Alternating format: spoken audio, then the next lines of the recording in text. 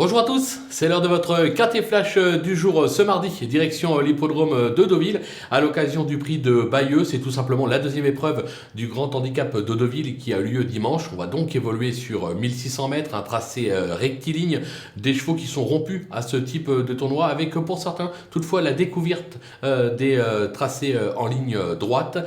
J'ai la sensation qu'on a quand même quelques bases qui semblent assez sûres au départ de cette épreuve. Derrière, comme souvent, c'est assez ouvert.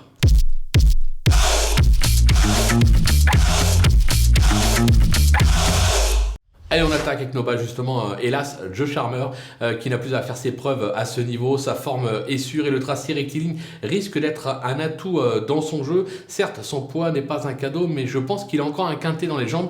Je serais même tenté d'aller le jouer en simple gagnant placé sur theturf.fr. Le numéro 2, Harper, vainqueur d'une listed à 2 ans. Il n'a depuis jamais déçu. Il vient d'échouer d'un nez pour la gagne à ce niveau à Longchamp. On fonce, c'est logique. Le numéro 10, Goldino Bello, qui s'est classé deuxième de cette épreuve l'an dernier en valeur 37. Toutes ces dernières sorties sont bonnes. Il doit de nouveau, à mon sens, pouvoir jouer la gagne. Les opposants, avec le numéro 8, Higbarry, ses dernières tentatives à ce niveau se sont soldées par 2 accessites. Il a repris de la fraîcheur depuis.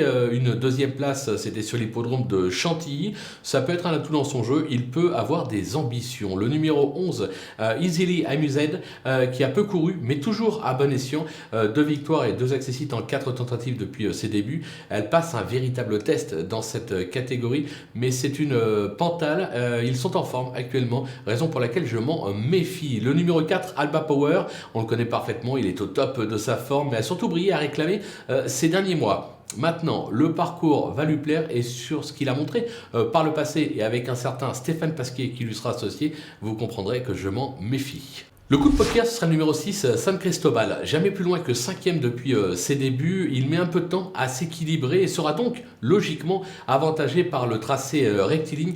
Celui-là, il ne faudrait pas le négliger. Les outsiders, le numéro 13, Snowball Jackson, qui n'a encore jamais véritablement convaincu à ce niveau, mais son dernier succès parle pour lui. Il sait finir à la vitesse du vent ses parcours. S'il a un bon dos, attention à lui, il peut venir grappiller une petite place. Le numéro 14, El Magnifico. Alors celui-là, on ne le présente plus, c'est de loin le plus expérimenté du lot dans cette catégorie. Il sait s'adapter à tous les tracés. Maintenant, il manque de régularité. Ça joue dans la tête. S'il est décidé, il fera l'arrivée, sinon il va finir encore 8, 9, 10 ou 11e. Le numéro 12, Trobez, qui a fait ses preuves à ce niveau. Maintenant, je crains un tout petit peu qu'il soit desservi par le tracé rectiligne, mais ce qui ne devrait pas lui empêcher de pouvoir garder une 4-5e place. Mieux, ça me paraît un peu compliqué. Et enfin, le numéro 5, Ascot Angel, qui a déjà brillé à ce niveau en province, notamment à Angers et Bordeaux.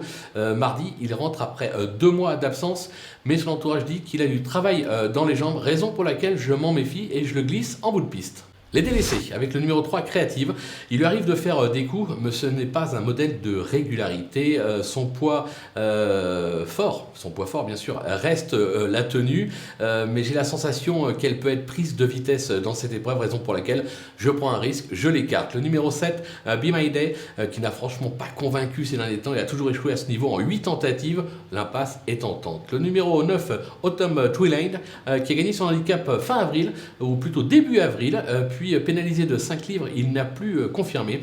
Le handicap lui ôte 1 livre. Maintenant, je ne suis pas sûr que ça suffise. Je pense que comme il a toujours déçu à ce niveau, j'ai la sensation qu'on peut l'écarter sans trop de risques. Le numéro 15, Tigre, qui est plutôt appliqué depuis ses débuts, mais a montré ses limites à ce niveau fin juin sur l'hippodrome de Chantilly.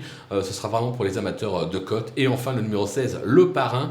Il réalise une belle année, mais dans des lots nettement plus faibles. Ce sera une première pour lui à ce niveau et sur un tracé rectiligne, raison pour laquelle je ne suis pas véritablement emballé et je préfère tenter l'impasse sur ses chances. Voilà, on a fait le tour de cette belle épreuve. On va bien évidemment se quitter avec ma sélection et mes conseils des jeux. Je vous le rappelle, si vous désirez ouvrir un compte sur theturf.fr, profitez du petit code promo FlashTurf qui s'affiche en bas de l'écran pour vous inscrire. Vous pourrez bénéficier d'un petit bonus de bienvenue de 250 €. À vous de jouer.